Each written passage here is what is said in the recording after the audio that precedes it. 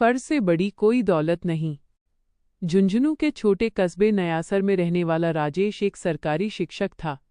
उसके छोटे भाई सुरेश की नौकरी हाल ही में छूट गई थी और वो आर्थिक तंगी से गुजर रहा था।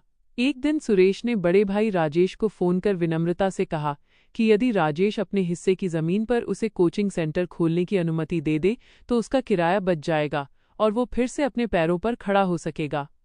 लेकिन राजेश का जवाब कठोर था।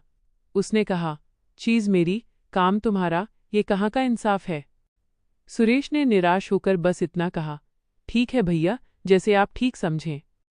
फोन कट गया, पर राजेश के भीतर एक अजीब सी बेचैनी छोड़ गया। जब राजेश की पत्नी सीमा ने पूछा कि क्या हुआ, तो राजेश ने बात बताई।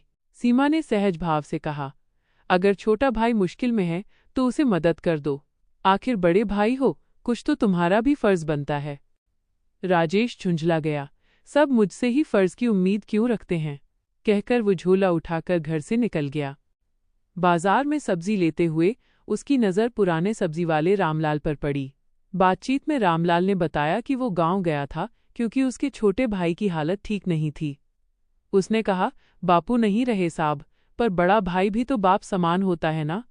ये एक साधारण सी बात थी, लेकिन राजेश के भीतर गहरा असर छोड़ गई। उसे एहसास हुआ कि शायद वो भी अपने फर्ज से मुंह मोड़ चुका है। राजेश बिना देर किए सब्जी वहीं छोड़कर ऑटो पकड़ता है और पुराने घर की ओर निकल पड़ता है। रास्ते में उसे अपने दिवंगत पिता की बातें याद आती हैं। बेटा, बड़ा होना सिर्फ उम्र से नहीं होता, जिम्मेदारी से होता है।